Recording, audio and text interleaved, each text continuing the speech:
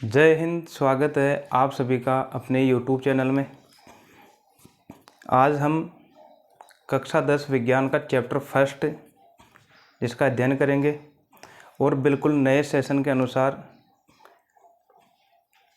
नए पैटर्न पर।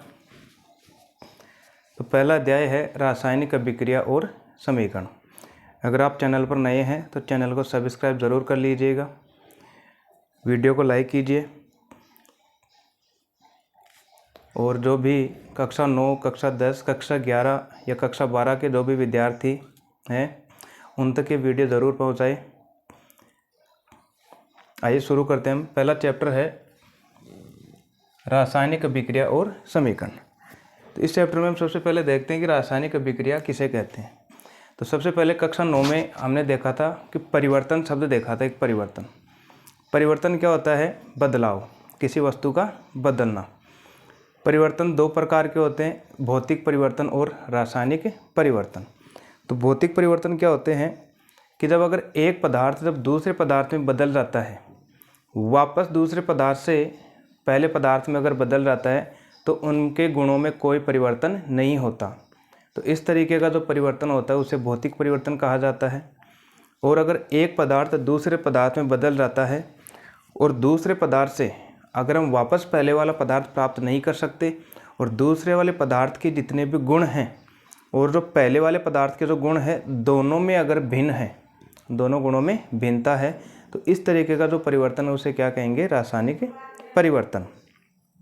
तो भौतिक परिवर्तन किसे कहेंगे कि जिनमें जो नया पदार्थ बनता है और जो पहले वाला पदार्थ था इनके गुण क्या रहे? समान। जैसे बर्फ़ को हमने पिघला दिया और पानी में बदल दिया। तो यहाँ से अगर हम देखें तो बर्फ़ के जो जितने भी भौतिक गुण हैं और अब जो हमारे पास नया पदार्थ बना है पानी, तो इनके भौतिक गुण क्या रहेंगे? बिल्कुल समान। तो इनके गुणों में कोई परिवर्तन नहीं होता। तो इस तरीके का जो परिवर्तन उसे कहते हैं भौतिक परिवर्तन। लेकिन अगर मान लो हमारे पास लकड़ी है तो लकड़ी के जितने भी गुण हैं, जैसे वो ठोस है, उसमें कार्बन पाया जाता है और उसमें जो कण है वो पास पास में उपस्थित होते हैं। जब लकड़ी को हम जलाते हैं, जलाने के बाद वो बन जाएगी राख। तो अब जो नया पदार्थ बना है राख, इस राख के गुण और जो पहले लकड़ी थे इसका गुण दोनों क्या है? बिल्कुल अलग अलग। जैसे है दूध का दही में परिवर्तन होना, जो पहले दूध है और अब दही बन गया, तो दोनों के गुणों में भी क्या रहेंगी? भिन्नता रहेगी। तो इस तरीके का जो परिवर्तन है वह क्या कहलाएगा? रासायनिक परिवर्तन। तो हम भौतिक परिवर्तन की यहाँ पर चर्चा नहीं करेंगे, हम यहाँ पर सिर्फ करेंगे रासायनिक परिवर्तन की, और ये पूरा चैप्टर रासायनिक परिवर्तन पर ही है। तो पहले है रासायनिक अभिक्रिया किसे कहते हैं।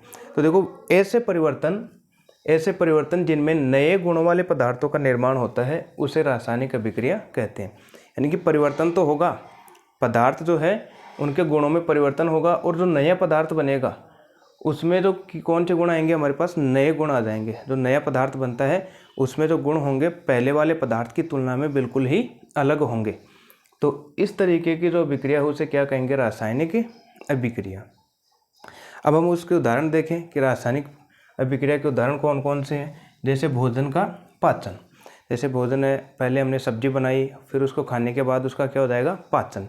तो पहले गुण उसके कुछ और थे और पचने के बाद जब भोजन पच गया है उसके गुण अलग हो जाएंगे। तो यह किस प्रकार की अभिक्रिया है? रासायनिक अभिक्रिया। फिर है नंबर 2, लोहे पर जंग लगना। लोहे पर जंग लगना। तो लोहा है, लोहे में पहले गुण कुछ और रहेंगे, जब उस पर जंग लग जाएगी तो जंग लगने के बाद उसमें कुछ गुण अलग हो जाएंगे। तो यह भी कौन सी अभिक्रिया है? रासायनिक अभिक्रिया। लकड़ी का जलना ये मैंने बता दिया। इसी तरीके से श्वसन जो है, श्वसन वह भी क्या है? एक रासायनिक अभिक्रिया। श्वसन के बारे में अभी आगे हम चर्चा करेंगे। तो सबसे पहले हमने देखा कि रासायनिक अभिक्रिया किसे कहते हैं? ऐसे परिवर्तन जिसमें नए गुण वाले पदार्थों का निर्माण होता है। यानी पदार्थों का निर्माण तो होगा लेकिन उसमें गुण कैसे आ जाएंगे? बिल्कुल ही नए, पहले वाले पदार्थ की तुलना में उसमें नए गुण जब आ जाएंगे तो इस तरीके के जो परिवर्तन है उसे रासायनिक परिवर्तन कहते हैं और उनमें होने वाली अभिक्रिया क्या कहलाएगी? रासायनिक अभिक्रिया।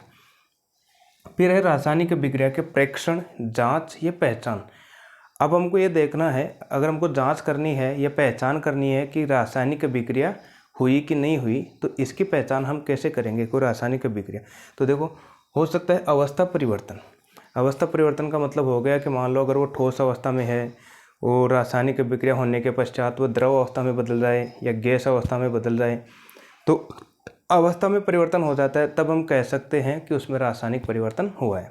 जैसे कपूर ले लेते हैं, कपूर की जो गोलियां आती है वो, अब वो सॉलिड अवस्था में होता है, ठोस अवस्था में होता है। तो अवस्था कैसी होगी इसकी? ठोस अवस्था हो गई। जब उसको जलाते हैं, हम कपूर को जलाएंगे तो सीधे ही किस में बदल जाएगी? वो गैस के अंदर बदलेगी।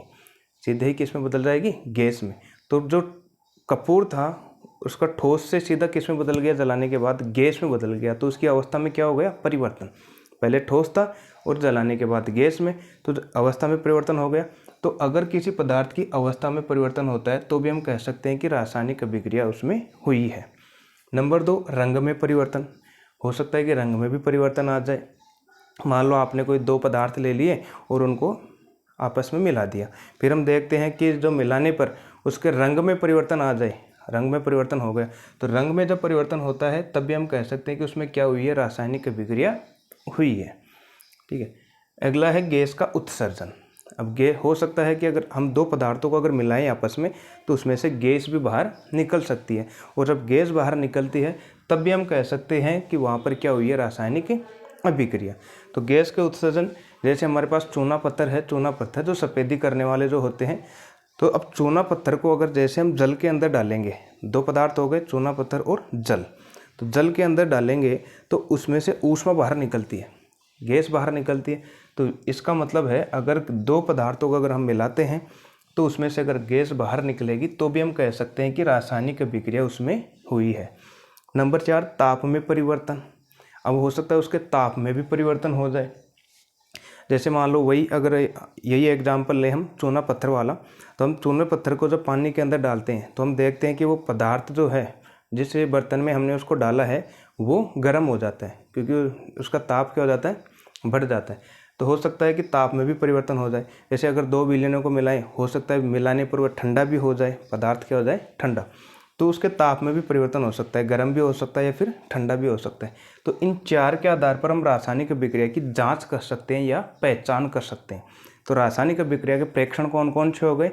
प्रेक्षण का मतलब जांच, अवस्था में परिवर्तन, नंबर 2 रंग में परिवर्तन, नंबर 3 गैस का उत्सर्जन, और नंबर 4 ताप में परिवर्तन। ये है रासायनिक अभिक्रिया के प्रेक्षण, जांच या पहचान। क्लियर है? तो कमेंट करके ज़रूर बताएं कि यहाँ तक रासायनिक अभिक्रिया की परिभाषा, उदाहरण और रासायनिक अभिक्रिया के प्रेक्षण ये क्लियर है। अब हम आगे देखते हैं, 2 शब्द हमारे पास, अभिकारक और उत्पाद। अभिकारक और उत्पाद, ये 2 शब्द होते क्या हैं? मान लो हमने 2 पदार्थ ले लिए और उनको आपस में मिला दिया, मिलाने पर हमारे पास एक नया पदार्थ बन गया, मिलाने पर नया पदार्थ बन गया। तो इसमें देखो ये जो अभिक्रिया हुई है, पहले जो हमने पदार्थ लिए मिलाने से पहले, तो जितने भी जो हमने पदार्थ लिए तो मिलाने से पहले जो पदार्थ थे उनको हम क्या कहेंगे? अभिकारक। उनको क्या कहेंगे? अभिकारक। यानी कि रासायनिक अभिक्रिया में जो हम पहले पदार्थ लेते हैं उनको हम क्या कहेंगे? अभिकारक। और मिलाने पर जो नया पदार्थ बन गया, बिल्कुल ही नया पदार्थ बनेगा, तो नए पदार्थ को हम क्या बोलेंगे?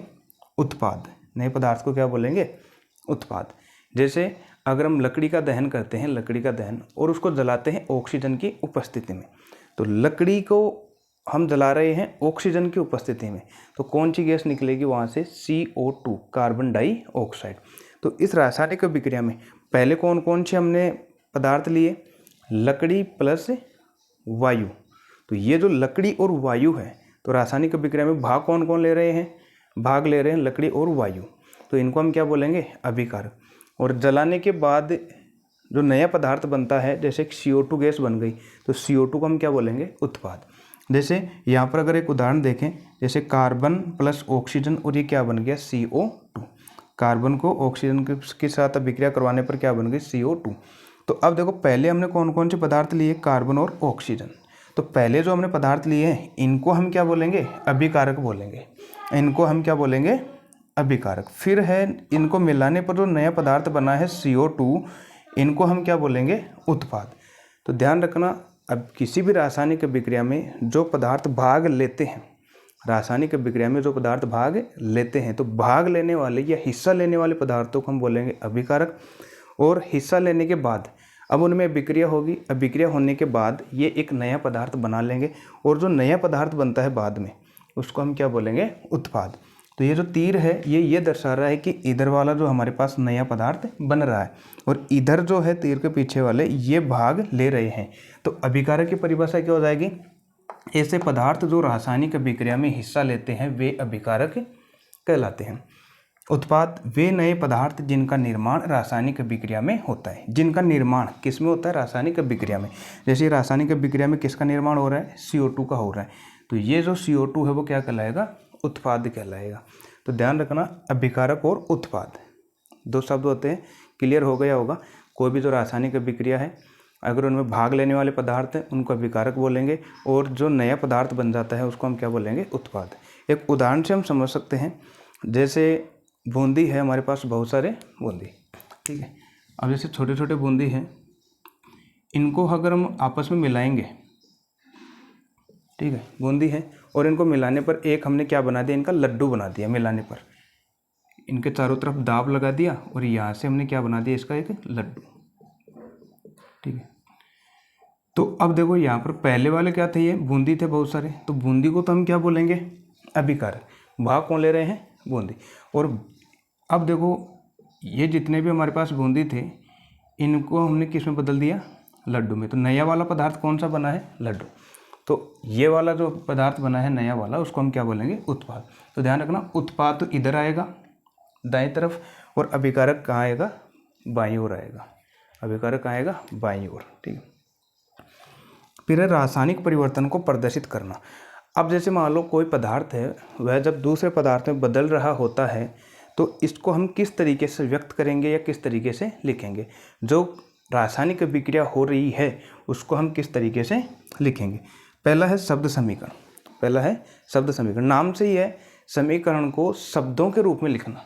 समीकरण को किसके रूप में, शब्दों के रूप में। जैसे हमारे पास हाइड्रोजन है और ऑक्सीजन है, जब इन दोनों को मिलाएंगे तो क्या बनेगा, जल। हाइड्रोजन है और ऑक्सीजन है, दोनों को मिलाने पर क्या बन रहा है, जल बन रहा है।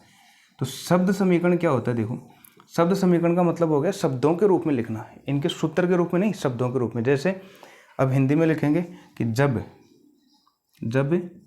हाइड्रोजन, अब ये क्या हो गया इसका हिंदी रूप, हाइड्रोजन का क्या हो गया हिंदी। जब हाइड्रोजन और ऑक्सीजन को मिलाते हैं, जब हाइड्रोजन और ऑक्सीजन को मिलाते हैं तो किसका निर्माण होता है, जल का निर्माण होता है। तो ये जो नीचे वाले शब्द हैं जो मैंने हिंदी में लिखे हैं, हाइड्रोजन, ऑक्सीजन और जल, यही क्या है, इस समीकरण का शब्द समीकरण रूप है। तो शब्दों के रूप में लिखना, तो शब्दों के रूप में लिख दिया हमने, हाइड्रोजन प्लस ऑक्सीजन बराबरी क्या बनाएगा, जल। तो यह जो तरीका है वह तो क्या कहलाएगा, शब्द समीकरण है, शब्दों के रूप में लिखना। दूसरा तरीका क्या है, रासायनिक समीकरण। रासायनिक समीकरण, अब रासायनिक समीकरण किसे कहते हैं, और ये इंपॉर्टेंट भी है, कई बार इसकी परिभाषा भी एग्जाम में पूछी जा चुकी है कि रासायनिक समीकरण किसे कहते हैं। अब ये जो जितने भी शब्द समीकरण हमको दिख रहे हैं, जैसे हाइड्रोजन है, ऑक्सीजन है, तो ये जो रासायनिक अभिक्रिया हो रही है इसमें जितने भी तत्व हैं तो इनको हम उनके अणुसूत्र के रूप में लिखेंगे। किनके रूप में, अणुसूत्र। जैसे हाइड्रोजन का सूत्र क्या होता है, H2, ऑक्सीजन का क्या होता है, O2, जल का क्या होता है, H2O। तो जो भी हमारे पास शब्द समीकरण है या फिर जो अभिकारक और उत्पाद है, देखो ये अभिक्रिया हो रही है, तो तीर से पहले के इधर वाले क्या होंगे, ये अभिकारक, इधर वाला क्या होगा, उत्पाद। तो किसी भी रासायनिक अभिक्रिया, पूरी की पूरी क्या है, रासायनिक अभिक्रिया। तो रासायनिक अभिक्रिया में अभिकारक और उत्पाद के प्रत्येक तत्वों को उनके अणुसूत्र के रूप में लिखना, अणुसूत्रों के रूप में लिखना ही क्या कहलाती है, रासायनिक समीकरण। इनकी इस बार शब्द समीकरण जो है हमारे पास, शब्दों में ना लिखकर शब्दों को किस में बदल देंगे, उनके सूत्र के रूप में। जैसे हाइड्रोजन का सूत्र H2, ऑक्सीजन का O2, जल का H2O। तो ये जो ऊपर वाला सूत्र के रूप में लिखा है इसको हम क्या बोलेंगे, रासायनिक समीकरण। तो शब्द समीकरण कौन सा हो गया, इसको हिंदी में लिखना, और जब सूत्रों के रूप में लिखेंगे वह क्या हो जाएगा, रासायनिक समीकरण। तो रासायनिक समीकरण की परिभाषा क्या हो जाएगी, रासायनिक अभिक्रिया में अभिकारकों और उत्पादों के तत्वों को उनके प्रतीक एवं उनके अणुसूत्र के रूप में प्रदर्शित करना रासायनिक समीकरण कहलाती है। तो समझ गए होंगे रासायनिक समीकरण किसे कहते हैं। अब जैसे शब्द समीकरण के रूप में, जैसे कार्बन है, हिंदी में लिखा हुआ है शब्दों के रूप में, प्लस ऑक्सीजन और क्या बना रहा है, कार्बन डाइऑक्साइड। ये पूरा का पूरा हिंदी में लिखा हुआ है, तो ये शब्दों के रूप में लिखा हुआ है, तो ये तो क्या बन गया, शब्द समीकरण। अब हमको रासायनिक समीकरण के रूप में लिखना है शब्द समीकरण को, रासायनिक समीकरण, यानी कि इनके प्रतीक या सूत्र कहाँ मिलेंगे। तो कार्बन का क्या होता है C, ऑक्सीजन का क्या होता है O2, फिर तीर का निशान क्या बना रहा है, कार्बन डाइऑक्साइड, तो CO2 बना दिया यहाँ से। तो अब ऊपर वाला तो ये तो हिंदी के रूप में है शब्द समीकरण, और जब सूत्रों के रूप में लिख देंगे ये है रासायनिक समीकरण। तो समझ गए होंगे शब्द समीकरण और रासायनिक समीकरण में क्या अंतर है। रासायनिक समीकरण है वो रासायनिक अभिक्रिया का ही प्रकार है। तो रासायनिक समीकरण किसे कहेंगे, रासायनिक अभिक्रिया में कौन कौन होते हैं, एक तो जो भाग ले रहे हैं अभिकारक, और जो नया पदार्थ बनता है उत्पाद, बस दो ही होते हैं, तो अभिकारक और उत्पाद। तो रासायनिक अभिक्रिया में अभिकारकों और उत्पादों के जितने भी तत्व हैं उनको प्रतीक एवं उनके अणुसूत्र के रूप में प्रदर्शित करना रासायनिक समीकरण कहलाती है। एग्जाम्पल C+O2CO2, क्लियर है। तो ये है रासायनिक परिवर्तन को प्रदर्शित करना, यानी कि जो रासायनिक परिवर्तन हो रहा था, जो हमने पदार्थों को मिलाया था उसमें परिवर्तन हो रहा था, उसको हम कैसे व्यक्त कर सकते हैं। पहला कौन सा था, शब्द समीकरण, फिर कौन सा है, रासायनिक समीकरण। हम जो आज इस वर्तमान युग में जो इस्तेमाल करते हैं वो है रासायनिक समीकरण। शब्द समीकरण को काम में नहीं लेते क्योंकि ये प्रोसेस थोड़ा लंबा हो जाता है। फिर है संतुलित रासायनिक समीकरण। अब रासायनिक समीकरण तो है, लेकिन कौन सी है, संतुलित रासायनिक समीकरण। अब इस संतुलित शब्द का मतलब क्या है, यहाँ पर संतुलित का मतलब हो गया संतुलन, संतुलन। अब मान लेते हैं कोई हमारे पास रासायनिक अभिक्रिया हो रही है, रासायनिक अभिक्रिया हो रही है,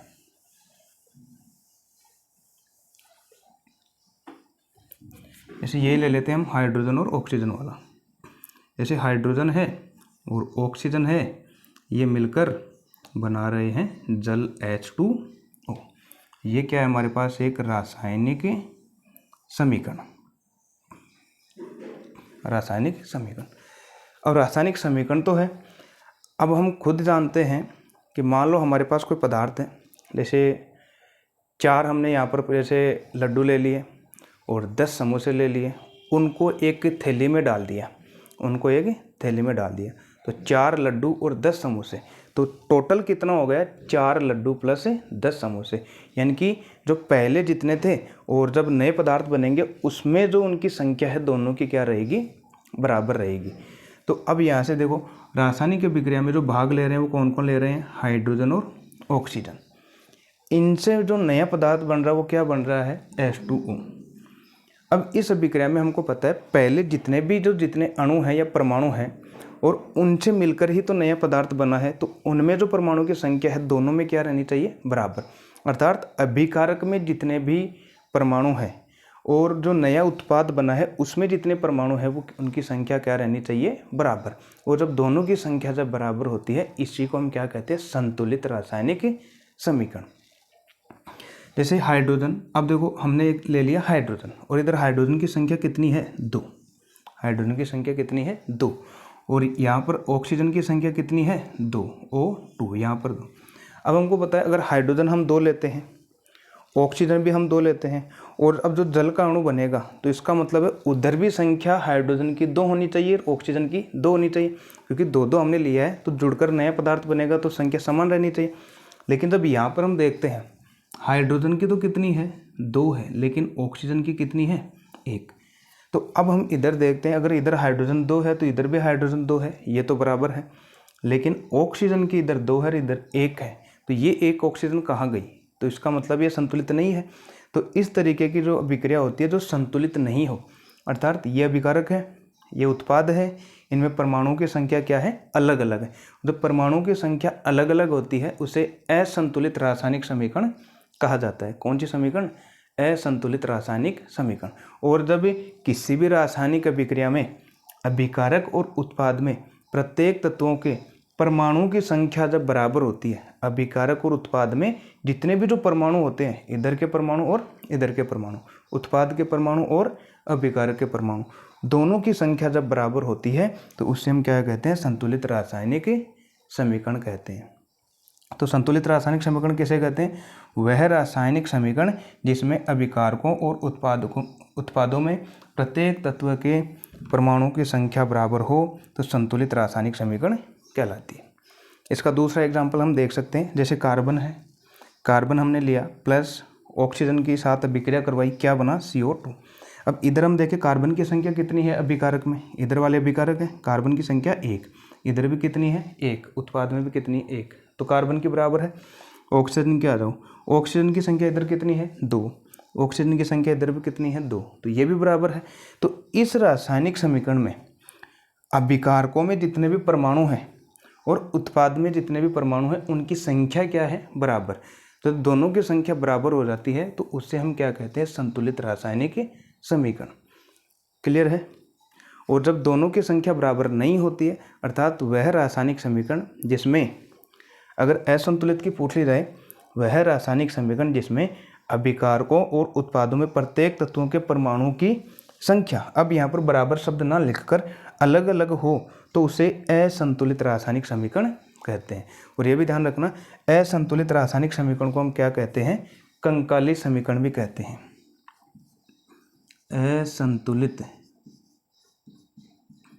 असंतुलित रासायनिक समीकरण को क्या कहते हैं? रासायनिक समीकरण को कंकाली समीकरण भी कहते हैं।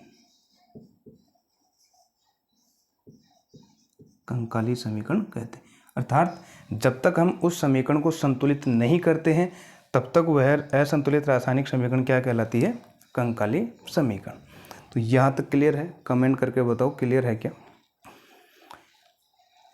अगर क्लियर है तो चलते हैं हम नेक्स्ट टॉपिक पर। तब तक आप इसका यहाँ स्क्रीनशॉट लीजिए।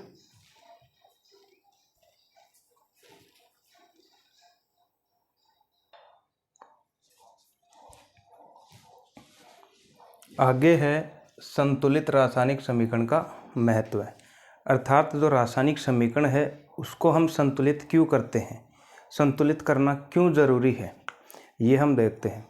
देखो, कोई भी जो रासायनिक समीकरण होती है, मान लेते हैं हमने कोई 2 विलयन ले लिया, जिसमें से एक तो है 10 ग्राम, ए वाला कितना है 10 ग्राम, और बी वाले में हमने ले लिया 50 ग्राम। जब इन दोनों को हम मिलाएंगे, तो हमारे पास एक नया पदार्थ बनेगा C। इनकी A और B को जब हमने मिलाया तब हमारे पास नया पदार्थ क्या बना? C। अब इसका जो द्रव्यमान है वो कितना होगा? 10 ग्राम इसका, 50 ग्राम इसका, तो 60 ग्राम हो जाएगा। टोटल कितना हो जाएगा? 60 ग्राम। यानी कि 2 विलयन को हमने मिलाया है, पहले का 10 ग्राम है, फिर B का है 50 ग्राम, और दोनों को मिलाने पर जो C वाला जो बनेगा वो कितने का बनेगा? 60 ग्राम का। अब नया पदार्थ ये बना है, तो ये क्या है हमारे पास? उत्पाद। ये क्या है? उत्पाद। क्योंकि नया पदार्थ जो बनता है उसे हम उत्पाद कहते हैं, और जो भाग लेते हैं अभिक्रिया में उनको हम क्या कहते हैं? अभिकारक। तो A और B यहाँ पर क्या है? अभिकारक। C क्या है यहाँ पर? उत्पाद। तो अब यहाँ से देखें, अभिकारकों का जो कुल द्रव्यमान कितना हो गया यहाँ पर? कुल द्रव्यमान, अभिकारकों का कुल द्रव्यमान तो कितना हो गया? 10 ग्राम ये, 50 ग्राम ये, 60 ग्राम। कितना हो गया? 60 ग्राम। और उत्पाद का कितना है? यहाँ से उत्पाद का कितना है? 60 ग्राम। तो दोनों क्या हैं? बराबर है। तो इसका मतलब है कोई भी जो रासायनिक समीकरण होगी उसमें अभिकारकों का जो द्रव्यमान है वो उत्पादकों के द्रव्यमान के बराबर आएगा। दोनों का द्रव्यमान क्या रहेगा? हमेशा बराबर। तो इसलिए ये जो नियम है इसको हम कहते हैं द्रव्यमान संरक्षण का नियम। द्रव्यमान संरक्षण का नियम, ये नियम कक्षा 9 के अंदर भी था। इस नियम के अनुसार द्रव्यमान को न तो उत्पन्न किया जा सकता है और ना ही विनाश। जो द्रव्यमान है उसको हम ना तो बना सकते हैं और ना ही उसका विनाश कर सकते हैं, लेकिन जो द्रव्यमान है वह एक वस्तु से दूसरे वस्तु में स्थानांतरित हो सकता है। यही क्या है? द्रव्यमान संरक्षण का नियम। तो यहाँ पर अगर द्रव्यमान संरक्षण का नियम लगाएंगे तो कैसे लागू होगा कि अभिकार, किसी भी रासायनिक समीकरण में अभिकारकों का जो कुल द्रव्यमान है वह हमेशा उत्पाद के कुल द्रव्यमान के बराबर होगा। अर्थात हमको ये पता करना है अभिकारकों का कुल द्रव्यमान है वो हमेशा किसके बराबर होगा, उत्पादों के कुल द्रव्यमान के बराबर। तो ये द्रव्यमान पर आधारित है, इसलिए इस नियम को हम क्या कहते हैं, द्रव्यमान संरक्षण का नियम। तो एक तो ये हो गया। संतुलित क्यों किया जाता है, क्योंकि रासायनिक समीकरण में अभिकारकों का जो द्रव्यमान होगा वो हमेशा किसके बराबर होगा, उत्पादों के द्रव्यमान के बराबर। तो द्रव्यमान को बराबर करने के लिए हम रासायनिक समीकरण को क्या करते हैं, संतुलित। नंबर 2, रासायनिक अभिक्रिया में अभिकारकों के तत्वों के परमाणुओं की संख्या, जितने भी अभिकारक थे जो भाग ले रहे थे उनमें जो हमारे पास तत्व थे उनके परमाणुओं की संख्या और उत्पाद में जितने भी परमाणु हैं उनकी संख्या के बराबर होती है। जैसे मान लो ए वाले में हमारे पास 10 परमाणु थे, बी वाले में 20 परमाणु थे, अब दोनों मिलकर यहाँ पर आ गए 30 परमाणु।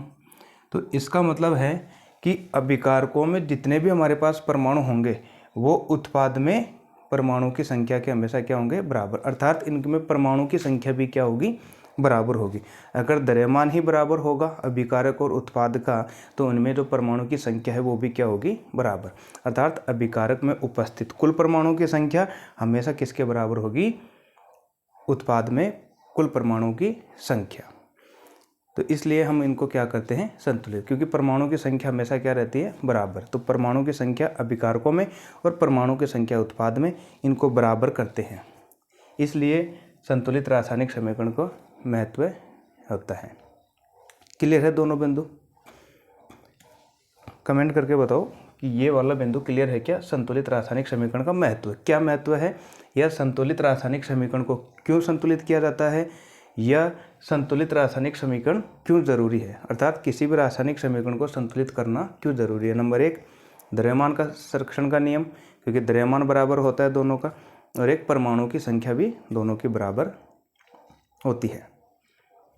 ठीक है, अब परमाणु की संख्या से हम इस तरीके भी समझ सकते हैं, जैसे मान लो हमारे पास कोई भी 1-1 ग्राम के छोटे गोले हैं, 1-1 ग्राम के छोटे गोले, और ऐसे कितने हैं, 100 गोले हैं। ऐसे कितने गोले हैं, 100 गोले। 100 गोलों को जब हम एक जगह करेंगे तो एक बड़ा गोला बनेगा, एक बड़ा गोला बनेगा। तो कितने गोले थे, 100। एक का अगर 1 ग्राम है तो 100 का फिर कितना हो जाएगा, 100 ग्राम। यानी कि इन सब का जो द्रव्यमान आएगा वो इस एक के बराबर आ जाएगा, 100 ग्राम के बराबर। अब परमाणु की संख्या देख लेते हैं। यहाँ पर छोटे छोटे कितने गोले लिए थे हमने, 100। मान लेते हैं 100 परमाणु ही है, तो यहाँ पर ये छोटे छोटे मिलकर एक बड़ा बना रहे हैं, तो इसमें परमाणु की संख्या कितनी होगी, बड़े गोले में, बड़े गोले में कितनी रहेगी, 100, क्योंकि ये 100 मिलकर ही एक गोले का निर्माण कर रहे हैं। तो यहाँ पर अभिकारकों में कितने थे, 100, उत्पाद में भी कितने आएंगे, 100। तो देखो परमाणु की संख्या भी बराबर होती है और इनका द्रव्यमान भी क्या होता है, बराबर। क्लियर है? अब है रासायनिक समीकरण को लिखने के नियम। रासायनिक समीकरण को कैसे लिखा जाता है, इसके क्या क्या नियम हैं। आइए सबसे पहले देखते हैं। अभिकारकों को बाईं ओर तथा उत्पादों को दाईं ओर लिखा जाता है। हमेशा अभिकारकों को कहाँ लिखेंगे, बाईं ओर, लेफ्ट साइड में इधर। और फिर है उत्पादों को दाईं ओर लिखा जाता है, उत्पादों को दाईं ओर। जैसे यहाँ पर अगर कोई मैं एक रिएक्शन लिख रहा हूँ C+O2 और इधर ये क्या बनाएगा, CO2। तो यहाँ से जो बाईं तरफ है ये वाला हाथ, इनकी ये वाला हाथ, तो इधर वाले तो क्या होंगे, हमेशा अभिकारक। अभिकारकों को कहाँ लिखते हैं, बाईं ओर, और इधर वाला क्या होगा, उत्पाद। तो ये है दाईं ओर। तो पहला बिंदु क्लियर हो गया होगा, अभिकारकों को हमेशा बाईं ओर और उत्पाद को हमेशा दाईं ओर लिखा जाता है। नंबर 2, अभिकारकों और उत्पादों के मध्य तीर का चिन्ह लगाया जाता है। अगर कोई रासायनिक अभिक्रिया हो रही है तो अभिकारक है, ये उत्पाद है, इनके मध्य किसका चिन्ह लगाएंगे, ऐसे तीर का चिन्ह लगाएंगे, ऐसे ये वाला। डबल नहीं लगाना, ध्यान रखना, कई लोग ऐसे डबल लगा देते हैं बीच में, तो ये गलत हो जाएगा। केवल सिंगल ऐसे, जो कि ये दर्शा रहा है, ये तीर का निशान ये दर्शा रहा है कि आगे वाला पदार्थ बन रहा है इधर, और इधर ये हिस्से ले रहे हैं। ठीक है। नंबर 3, अभिकारक और उत्पाद 2 या 2 से अधिक हों तो उनके मध्य प्लस चिन्ह लगाया जाता है। अगर अभिकारक या उत्पाद की संख्या 2 या 2 से ज़्यादा हो जाए तो उनके मध्य किसका चिन्ह लगाएंगे, प्लस का। जैसे अभिकारक यहाँ पर 2 है, कार्बन और ऑक्सीजन 2 है, तो इस 2 है तो इनके मध्य किसका चिन्ह लगाया मैंने, प्लस का। और भी अगर अभिकारक आ जाए, जैसे मान लो आपने हाइड्रोजन गैस ले लिया, तो कितने अभिकारक हो गए? 3। तो इनके मध्य, सभी के मध्य किसका चिन्ह लगाएंगे? प्लस का। उत्पाद में भी अगर 2 या 2 से अधिक आ जाए, जैसे उत्पाद में आ गया CO2, O2, तो इनके मध्य किसका चिन्ह लगाएंगे? प्लस का। तो थर्ड बिंदु यही है, अभिकारक या उत्पाद जब हमारे पास 2 या 2 से अधिक हैं तो उन सभी के मध्य प्लस चिन्ह लगाया जाता है। फिर है नंबर 4, ताप, दाब, उत्प्रेरक आदि को तीर के चिन्ह के ऊपर दर्शाते हैं। ऊपर भी दर्शा सकते हैं या नीचे भी दर्शा सकते हैं, इस तीर के ऊपर। जैसे मान लो अगर हमने 2 विलयन आपस में मिला दिया और उसको हम गर्म कर रहे हैं, 100 डिग्री सेंटीग्रेड पर गर्म कर दिया दोनों को, और एक नया पदार्थ बन गया, तो ताप है। अब कितने ताप पर हमने गर्म किया? 100 डिग्री सेंटीग्रेड पर। तो ताप है, दाब है या उत्प्रेरक है, इन सभी को तीर के ऊपर या नीचे दर्शा सकते हैं। जैसे आपने कितने पर गर्म किया? 100 डिग्री सेंटीग्रेड, तो तीर के ऊपर हमने क्या लिख दिया? 100 डिग्री सेंटीग्रेड। ठीक है, तो इस तरीके से अगर ताप है, दाब है या उत्प्रेरक है, इन सभी को हम तीर के ऊपर या नीचे दर्शाते हैं। और अगला बिंदु है ये वाला, ये सबसे इम्पोर्टेंट बिंदु है, अभिकारकों और उत्पादों को उनकी भौतिक अवस्था के द्वारा दर्शाते हैं। भौतिक अवस्था यानी कि जो हमने अभिकारक लिए हैं और बाद में जो उत्पाद बना है, ये किस अवस्था में है? सॉलिड में है या फिर गैस में है या फिर द्रव के अंदर है या फिर जलीय विलयन है। जैसे अगर हमने एक उदाहरण ले लिया हाइड्रोजन और एक ले लिया ऑक्सीजन, इन दोनों को जब मिलाते हैं तो क्या बनता है? जल। ठीक है, तो अभी यह रासायनिक अभिक्रिया पूरी नहीं है। इस रासायनिक समीकरण को अगर हमको पूर्ण करना है तो पहले इनकी भौतिक अवस्था भी लगानी है। भौतिक अवस्था जैसे हाइड्रोजन है, अब हाइड्रोजन किस अवस्था में होती है? गैसीय अवस्था में। तो देखो ठोस के लिए तो लगाएंगे S, अगर कोई ठोस अवस्था में है उसके लिए S, द्रव के लिए लगाएंगे L, लिक्विड अवस्था में है, गैस के लिए लगाएंगे G, और जलीय विलयन के लगाएंगे एक्वा। जैसे अगर हमने पानी के अंदर कोई पदार्थ घोल दिया है, जैसे चूने का पानी है, तो वो जो पानी वाला विलयन बन जाता है उसके लिए हम एक्वा शब्द लगाते हैं। तो हाइड्रोजन क्या है? गैस, तो यहाँ पर लगा दिया G। ऑक्सीजन क्या है? गैस, तो यहाँ पर क्या लगा दिया? G। अब H2O बना है, ये क्या है? लिक्विड, तो यहाँ पर क्या लगा दिया? L। तो हाइड्रोजन, ये है इनकी भौतिक अवस्था, गैस, गैस और लिक्विड। तो इस तरीके से हम रासायनिक समीकरण को लिखते हैं। क्लियर है? 5 बिंदु, 5 बिंदु क्लियर हो गए होंगे। अब है अगला टॉपिक, रासायनिक अभिक्रिया के प्रकार। रासायनिक अभिक्रिया के प्रकार, तो पहला है संयोजन अभिक्रिया। संयोजन अभिक्रिया, तो संयोजन अभिक्रिया किसे कहते हैं? संयोजन का नाम से ही है जुड़ना।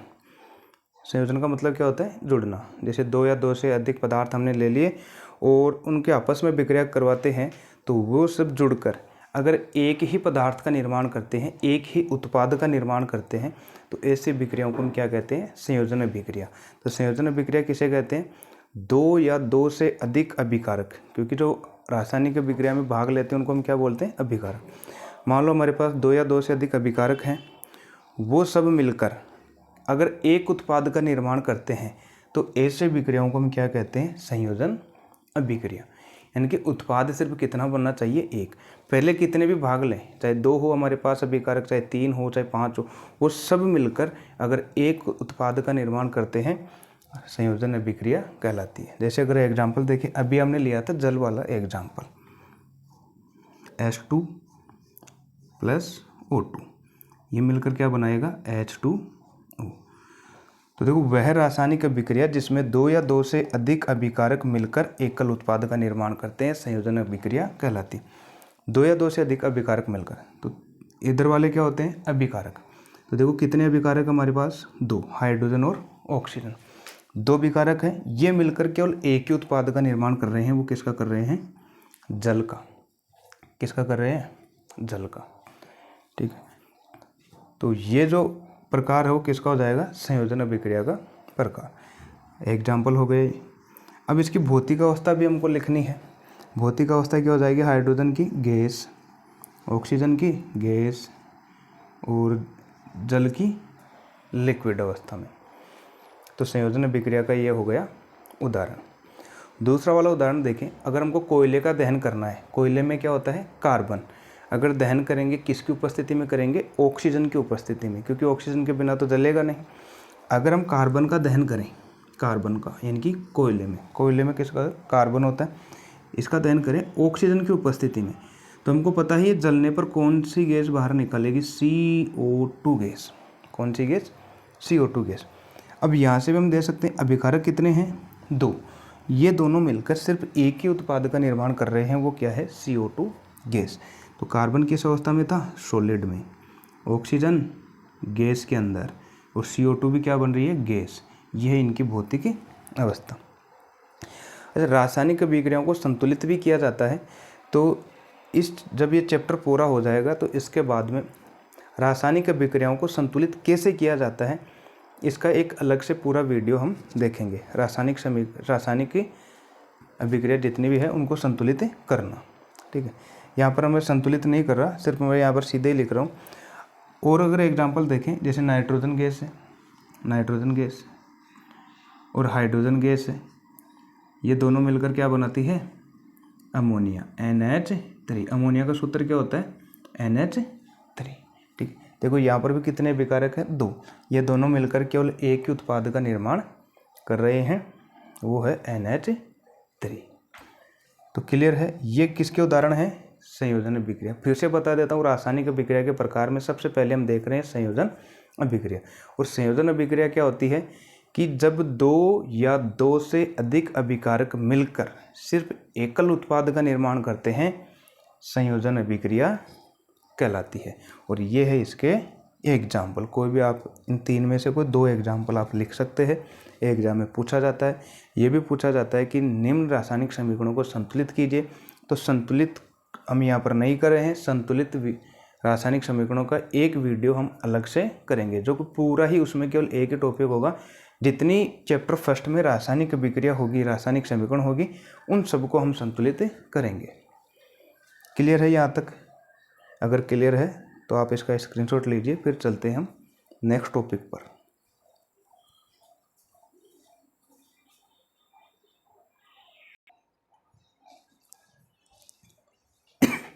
अगली रिएक्शन है वियोजन अभिक्रिया। वियोजन का मतलब होता है टूटना। कोई हमारे पास अगर कोई पदार्थ है और वह टूट जाता है और नए पदार्थों के रूप में परिवर्तित हो जाता है, यानी कि नए पदार्थ बन जाते हैं।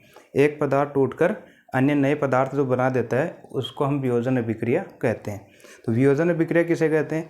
कोई भी जो हमारे पास अगर अभिकारक है वो टूट जाता है, 2 या 2 से अधिक भागों में टूट जाता है और नए उत्पाद का निर्माण कर देता है।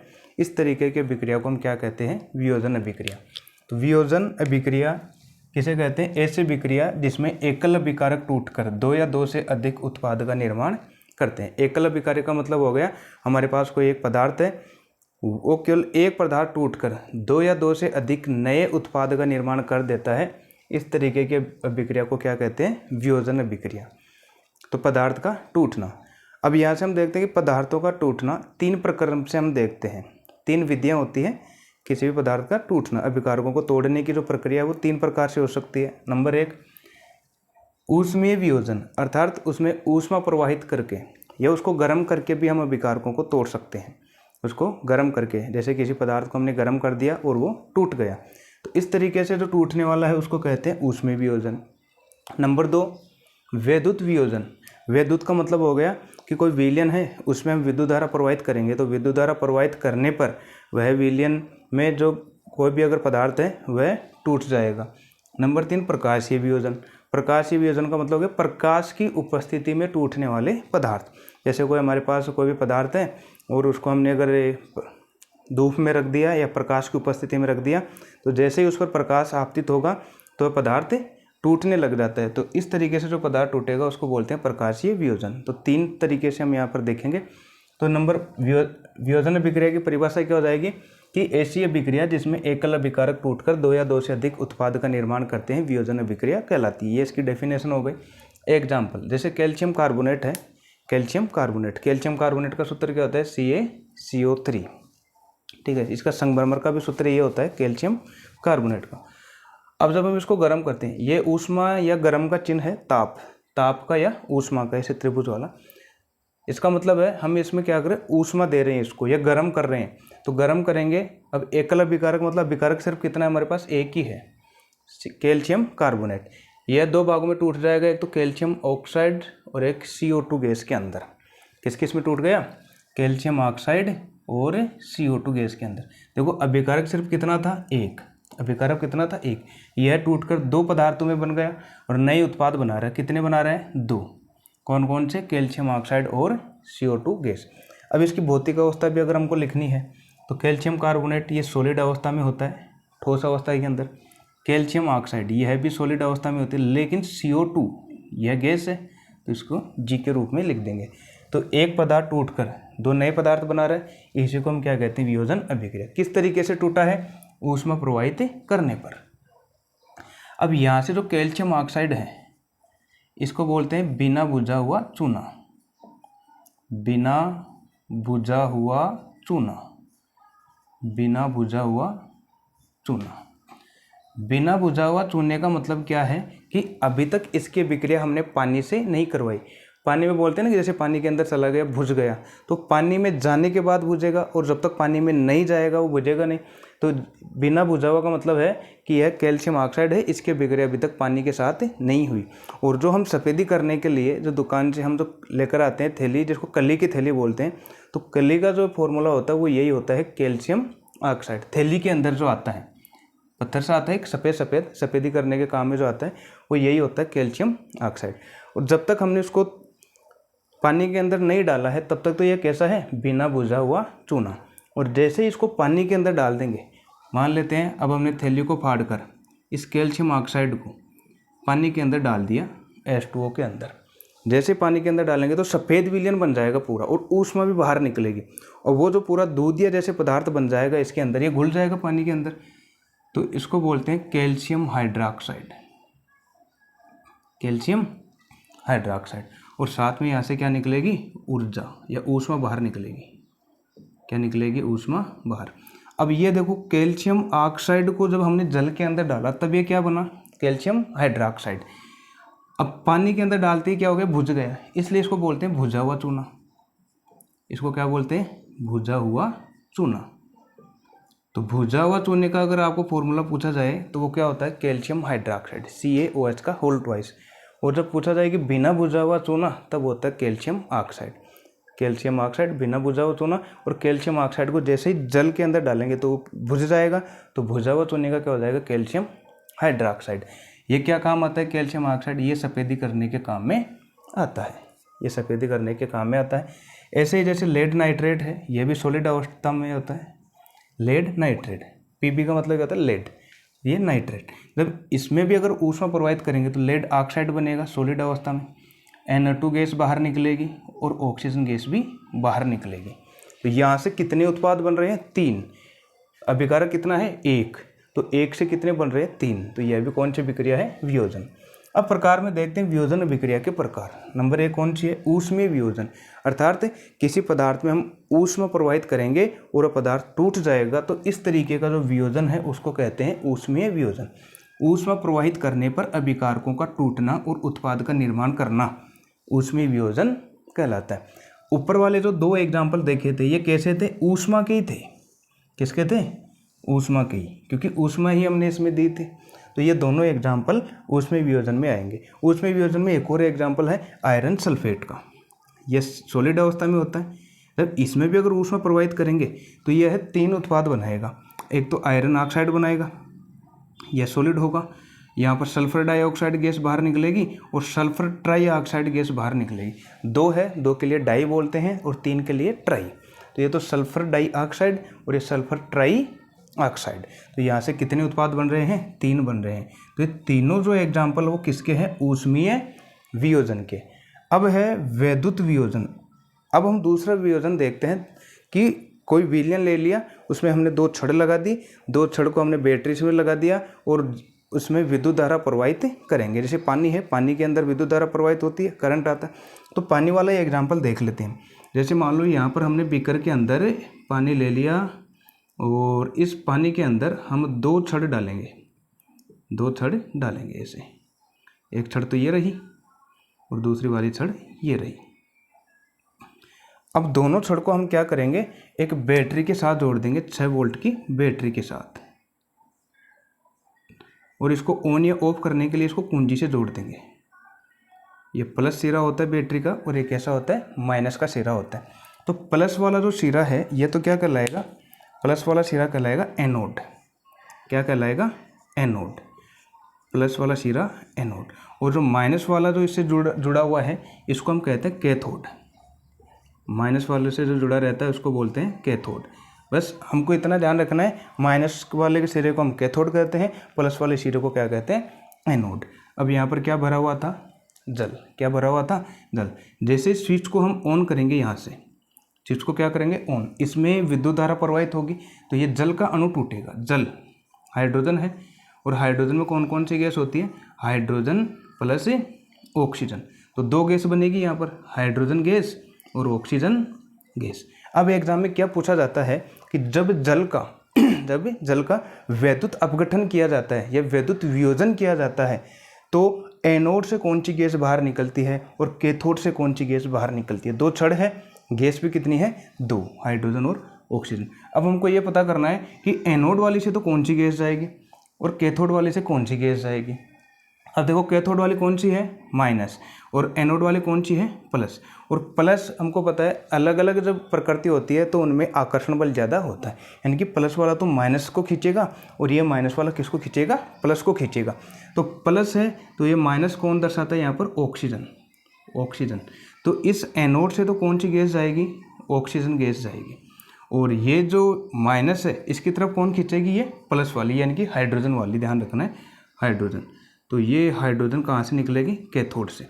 तो इसका मतलब है कि जब हम जल का, यहाँ पर वैद्युत अपघटन किसका कर रहे हैं, जल का जब हम वैद्युत अपघटन करते हैं या जल में विद्युत धारा प्रवाहित करते हैं तो एनोड से तो ऑक्सीजन गैस बाहर जाएगी और कैथोड से हाइड्रोजन गैस बाहर जाएगी। और ये अगर पूछा जाए कि जल के वैद्युत अपघटन का नामांकित चित्र बनाइए, तब हमको कुछ इस तरीके से चित्र बनाकर आना है।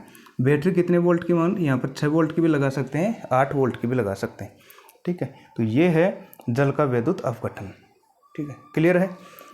अब यहाँ से इसका एग्जाम्पल देखें वैद्युत वियोजन का, तो ये है H2O, जल है लिक्विड अवस्था के अंदर। अब यहाँ पर हम क्या लगाएं, ऊष्मा के लिए तो हमने त्रिभुज का चिन्ह लगा दिया था। वैद्युत वियोजन यहाँ पर लिखेंगे विद्युत धारा प्रवाहित करने पर। अब किसकी वजह से करें हम, विद्युत धारा की वजह से, यहाँ पर लिखेंगे विद्युत धारा प्रवाहित करने पर, विद्युत धारा प्रवाहित करने पर, ठीक।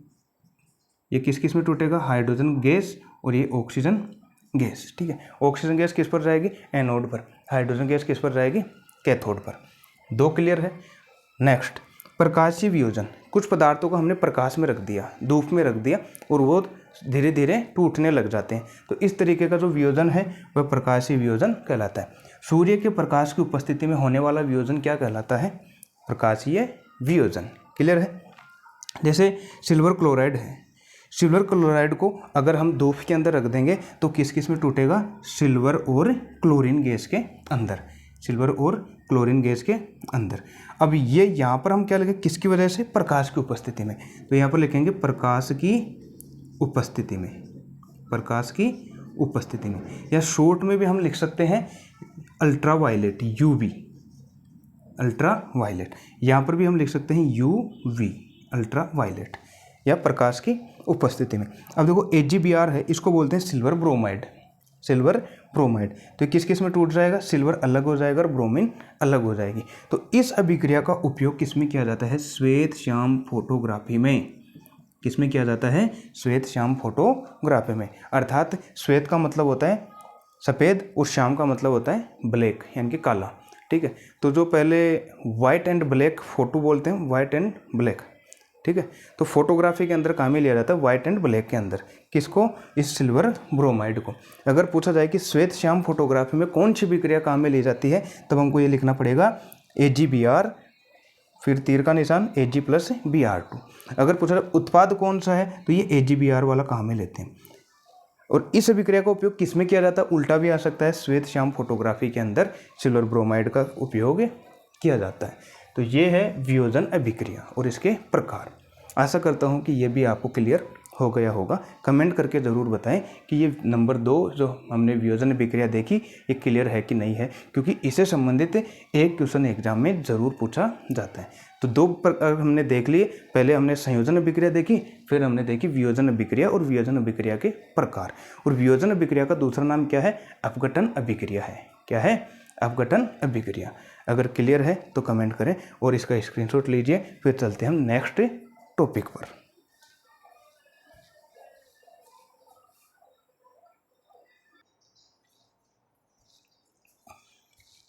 अगला है ऊष्मा के आधार पर अभिक्रिया के प्रकार। तो ऊष्मा के आधार पर बतानी इस बार, यानी कि कौन ऐसे अभिकारक है जो हो सकता है ऊष्मा का अवशोषण भी कर ले या ऊष्मा को बाहर भी निकाल दें। तो ऊष्मा के आधार पर रासायनिक अभिक्रिया कितने प्रकार की होती है? 2 प्रकार की। तो एक तो ऊष्मा शोषी अभिक्रिया और एक ऊष्मा क्षेपी अभिक्रिया। देखो पहले नाम से ऊष्मा शोषी, शोषी का मतलब शोषण होना। जैसे कोई अभिकारक है वो ऊष्मा का शोषण करेंगे, अभिकारक क्या करेंगे? ऊष्मा का अवशोषण करेंगे। तो इस तरीके की जो अभिक्रिया है जिसमें ऊष्मा का क्या हो? अवशोषण हो, ऊष्मा को ग्रहण करें, अभिकारक ऊष्मा को ग्रहण करें, वे अभिक्रिया तो कहलाती है ऊष्मा शोषी अभिक्रिया। और फिर है ऊष्मा क्षेपी। क्षेपी का मतलब हो गया उत्सर्जन या बाहर निकालना। तो कुछ अभिक्रिया ऐसी है जब उत्पाद का निर्माण होगा तो उत्पाद के निर्माण के साथ साथ ऊष्मा को भी क्या करते हैं? वो बाहर निकालते हैं। तो इस तरीके की अभिक्रिया को क्या कहते हैं? ऊष्मा क्षेपी। नाम से ही है ऊष्मा शोषी, ऐसी अभिक्रिया जिसमें ऊष्मा का अवशोषण होता है। तो ऊष्मा का अवशोषण तो अभी हमने देखा था वियोजन अभिक्रियाओं में, जो ऊष्मा के आधार पर हमने वियोजन अभिक्रिया देखी थी वही इसके एग्जाम्पल हैं। जैसे कैल्शियम कार्बोनेट। कैल्शियम कार्बोनेट क्या है? यहाँ पर अभिकारक है। अब इसको हम गर्म करेंगे तो गर्म करने पर ये टूटेगा। तो गर्म करेंगे इसको तो सबसे पहले ऊष्मा को क्या करेगा? अवशोषण करेगा, ऊष्मा को अवशोषित करेगा, फिर ये टूटेगा। तो ऊष्मा का क्या कर रहा है? ये अवशोषण। तो कैल्शियम कार्बोनेट पहले ऊष्मा का अवशोषण करेगा, फिर ये कैल्शियम ऑक्साइड और CO2 के अंदर टूट जाता है। तो यह जो एग्जाम्पल है वो किसका है? ऊष्मा शोषी का। क्यों? क्योंकि ये अभिकारक है, ये ऊष्मा को क्या कर रहा है? अवशोषण कर रहा है। फिर है ऊष्माक्षेपी, ऐसी अभिक्रिया जिसमें उत्पाद के निर्माण के साथ ऊष्मा का उत्सर्जन होता है। इनके उत्पाद तो बनेगा, साथ के साथ वहाँ से क्या निकलेगी? ऊष्मा बाहर निकलेगी। जैसे अब यहाँ से जो कैल्शियम ऑक्साइड बना था, कैल्शियम ऑक्साइड की अभिक्रिया हमने किसके साथ करवाई थी? जल के साथ, क्योंकि यहाँ पर ये सॉलिड अवस्था में होता है और ये लिक्विड अवस्था में। जब कैल्शियम ऑक्साइड की जल के साथ अभिक्रिया करवाते हैं तो क्या बनता है? कैल्शियम हाइड्रोक्साइड एक्वा के रूप में जलीय विलयन बन गया। जल के अंदर पूरा विलयन एक्वा आएगा यहाँ पर। और उसके साथ साथ क्या निकलती है बाहर? ऊष्मा। क्योंकि जब हम देखते हैं, जब बिना बुझा हुआ चूने को हम पानी के अंदर डालते हैं तो ऊष्मा बाहर निकलती है। तो ऊष्मा का बाहर आना या ऊष्मा का उत्सर्जन होना कैसी अभिक्रिया है? ऊष्मा क्षेपी।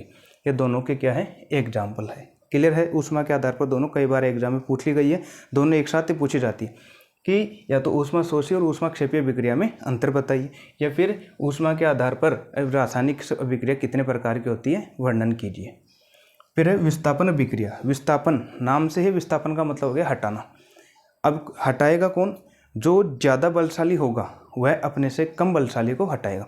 जैसे मान लो यहाँ पर एक स्टूल पर बैठा है 100 kg का आदमी और उधर स्टूल पर बैठा है एक 50 kg का आदमी।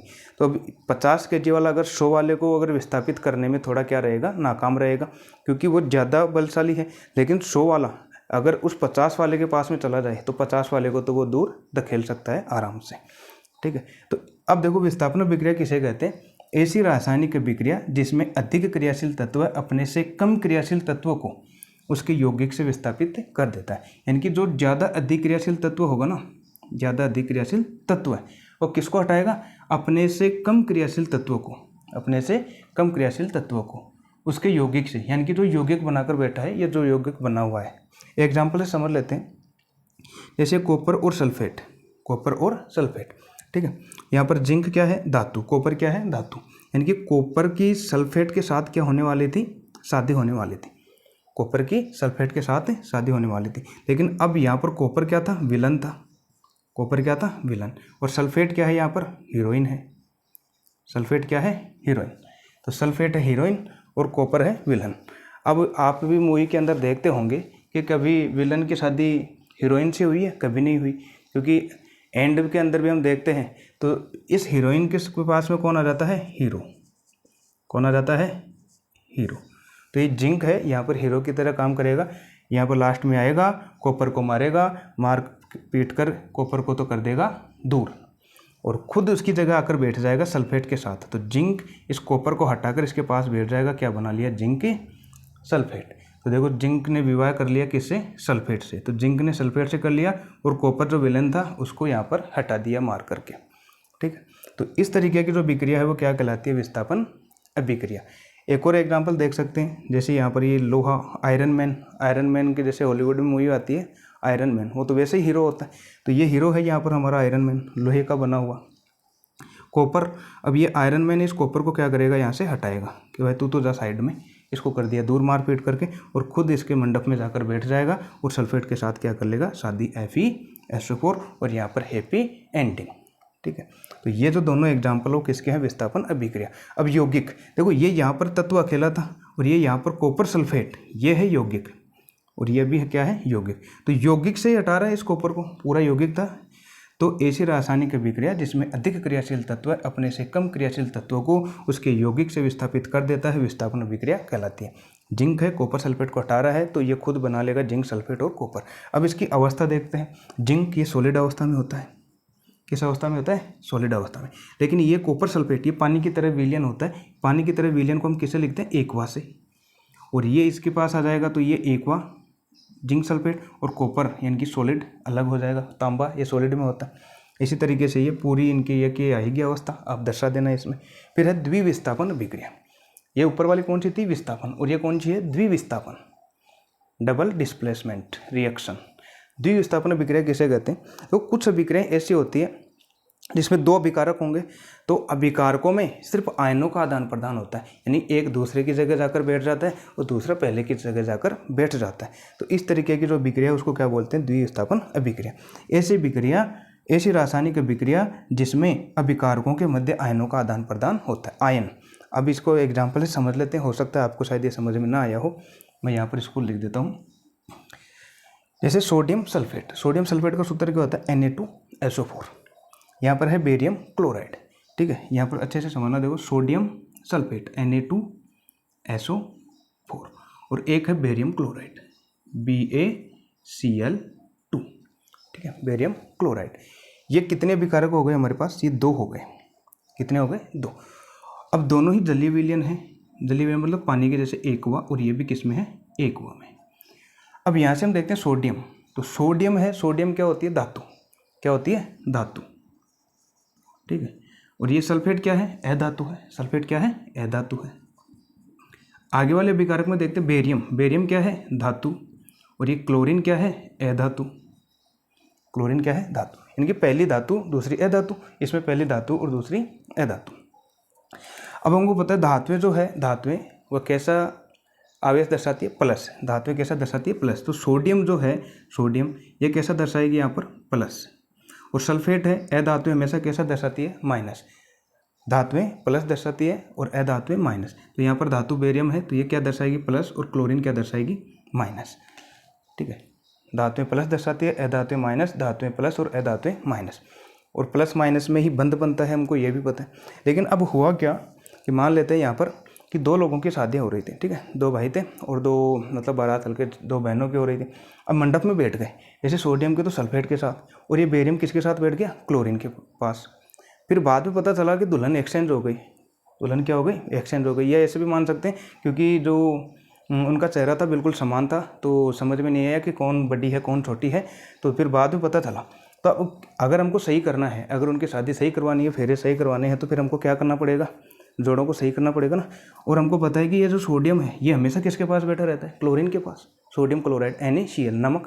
क्योंकि इनकी जो जोड़ी सबसे बेस्ट होती है सोडियम और क्लोरीन की। ये सोडियम को कहीं पर भी अगर क्लोरीन दिख जाए या क्लोरीन को कहीं पर भी सोडियम दिख जाए, तो ये तो सबसे पहले अपना बंध बनाएंगे, अपनी शादी करेंगे, सोडियम और क्लोरीन, ध्यान रखना। तो सोडियम क्लोरीन कभी भी अलग नहीं रहते। तो जैसे ही सोडियम को पता चला कि यार दुल्हन एक्सचेंज हो गई, अब प्लस वाले के माइनस के साथ होगी और माइनस वाले के प्लस के साथ होगी। तो ये बताओ, ये प्लस वाला है तो ये तो प्लस के साथ होगी नहीं, किसके साथ होगी, इस माइनस वाले के साथ। तो इस प्लस की इस माइनस के साथ, इस प्लस की इस माइनस के साथ, और ये जो माइनस है इस माइनस की किसके साथ होगी, इस प्लस के साथ। अब देखो ऊपर अगर आवेश आ गया प्लस और माइनस, यही क्या है आयन। जब ऊपर आवेश आ जाते, कक्षा 9 में आपने पढ़ा था, जब ऊपर आवेश आ जाते हैं उनको हम क्या बोलते हैं, आयन। अब इनका क्या हो रहा है, आदान प्रदान हो रहा है। तो देखो सोडियम है, सोडियम, तो सोडियम Na, इसके पास कौन आएगा, प्लस वाले के पास ये माइनस वाला आएगा Cl, NaCl, तो ये तो बन गया NaCl। क्लियर है। अब इसी तरीके से सोडियम के पास अगर क्लोरीन आ गया तो फिर इस बेरियम के पास इसकी दुल्हन कौन है, सल्फेट है, माइनस वाले, तो बेरियम के पास कौन आएगा, सल्फेट, BaSO4 बनेगा, ये बेरियम सल्फेट। क्लियर है यहाँ तक। यानी कि हुआ क्या कि सोडियम सल्फेट था और बेरियम क्लोराइड था। ठीक है। अब यहाँ से क्या हुआ कि ये जो सोडियम के पास तो होना चाहिए क्लोरीन, और इस बेरियम के पास कौन जाना चाहिए, ये सल्फेट, और इस सोडियम के पास आना चाहिए क्लोरीन, तो सोडियम क्लोराइड बन गया, ये बेरियम सल्फेट। अब हुआ क्या, यहाँ पर आयनों का आदान प्रदान हो गया ना, यह अभिकारक है, यह अभिकारक है, ये इनमें दोनों ही क्या है, ये अभिकारक है, दोनों क्या है, अभिकारक। आयनों का आदान प्रदान हुआ, यानी कि इसका जो आयन था वो इसके पास आ गया, इसका आयन इसके पास हो गया, इसीलिए इस अभिक्रिया को क्या कहते हैं, द्विविस्थापन। दोनों का हुआ, दोनों का हो गया ना, 2 बार हो गया इधर दोनों का, इसलिए इसको क्या कहते हैं, द्विविस्थापन अभिक्रिया। ऐसी रासायनिक अभिक्रिया जिसमें अभिकारकों के मध्य, अभिकारक ये दोनों, इनके मध्य आयनों का आदान प्रदान हो रहा है। किनका आदान प्रदान हो रहा है, आयनों का, इसलिए इस अभिक्रिया को क्या कहते हैं, द्विविस्थापन अभिक्रिया। तो ये अभिक्रिया मैंने यही लिखी है, ये समझाने के लिए थी कि सोडियम सल्फेट जो है और बेरियम क्लोराइड है, ये एक्वा यानी कि जलीय विलयन के रूप में होते हैं, पानी के जैसे। जब दोनों को मिला देते हैं तो क्या बनेगा, सोडियम क्लोराइड और बेरियम सल्फेट। तो सोडियम क्लोराइड ये पानी के फॉर्म में बनेगा, लेकिन ये जो बेरियम सल्फेट है, बेरियम सल्फेट, तो अब जैसे अगर दोनों को मिलाएंगे तो ये बेरियम सल्फेट जो है ये ऊपर क्रिस्टल के जैसी संरचना बना लेती है, बर्फ़ के जैसी, ठोस, कैसी संरचना बना लेगी, ठोस। तो ये जो पानी के अंदर जो है ना, ये अविलय होता है, ये क्या होगा, अविलय। बेरियम सल्फेट क्या होता है, अविलय, यानी कि घुलता नहीं है। तो जो पानी के अंदर नहीं घुलता है उसको हम क्या बोलते हैं, अवक्षेप पदार्थ। क्या बोलते हैं, अवक्षेप पदार्थ। इसको ध्यान रखना है, ऐसी रासायनिक अभिक्रिया जिसमें अवक्षेप पदार्थ का निर्माण होता है और वह जल में क्या होता है, अविलय होता है। ऐसी रासायनिक अभिक्रिया जिसमें अवक्षेप पदार्थ का निर्माण होता है और जल में अविलय होता है, तो ऐसी अभिक्रियाओं को हम क्या कहते हैं, अवक्षेपण अभिक्रिया। यानी कि जिसमें अवक्षेप का निर्माण हो गया, इसलिए इस अभिक्रिया को क्या नाम दे दिया हमने, अवक्षेपण अभिक्रिया। जिसमें अवक्षेप पदार्थ का निर्माण हो उसे अवक्षेपण अभिक्रिया कहते हैं। अब अवक्षेप पदार्थ मैंने बता दिया क्या होता है, अगर 2 विलयन को आप मिलाएंगे और अगर एक ऐसा हमारे पास पदार्थ बन जाए जो कि उसमें घुल ही नहीं रहा है, पानी के अंदर बिल्कुल भी नहीं घुलेगा, तो नहीं घुलने वाले पदार्थ को हम क्या कहते हैं, अवक्षेप पदार्थ। और जिसमें अवक्षेप पदार्थ का निर्माण होता है, अब वह जो अभिक्रिया है वो क्या कहलाएगी, अवक्षेपण अभिक्रिया। तो कभी कभी एग्जाम में क्या आ जाता है कि एक ऐसे रासायनिक समीकरण का उदाहरण दीजिए जो अवक्षेपण अभिक्रिया के साथ साथ द्विविस्थापन का भी उदाहरण है, द्विविस्थापन का भी उदाहरण है। तो ये वाला ही इसका क्या आ जाएगा, एग्जाम्पल आ जाएगा, द्विविस्थापन का भी है और एक किसका है, अवक्षेपण का भी है। अब कमेंट करके बताओ क्लियर है क्या। तब तक आप इसका यहाँ तक स्क्रीनशॉट लीजिए। और कौन सी अवस्था में पाए जाते हैं, सॉलिड अवस्था में, ठीक है, क्योंकि बेरियम सल्फेट ठोस अवस्था में है और ये इसमें अविलय होता है। स्क्रीनशॉट लीजिए, फिर चलते हैं नेक्स्ट टॉपिक पर।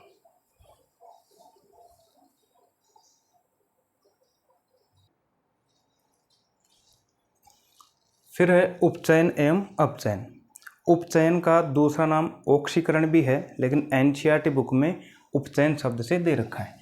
तो उपचयन और अपचयन, पहले तो इन दोनों को अलग अलग समझते हैं कि है क्या। उपचयन, उपचयन का दूसरा नाम क्या होता है, ऑक्सीकरण।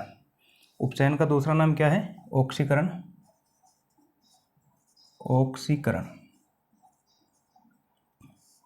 इस ऑक्सीकरण का मतलब होता है, ऑक्सीजन और करण का मतलब हो गया जुड़ना है। ऑक्सी का मतलब ऑक्सीजन और करण का मतलब जुड़ना, यानी कि ऑक्सीजन का जुड़ना।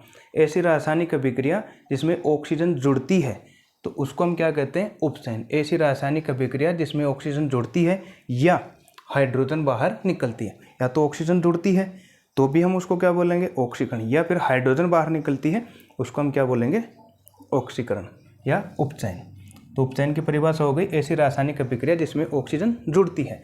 जैसे कार्बन है, कार्बन का अगर हम दहन करेंगे ऑक्सीजन की उपस्थिति में तो ये देखो ऑक्सीजन इसके साथ जुड़ जाएगी, क्या बना लेगी, CO2।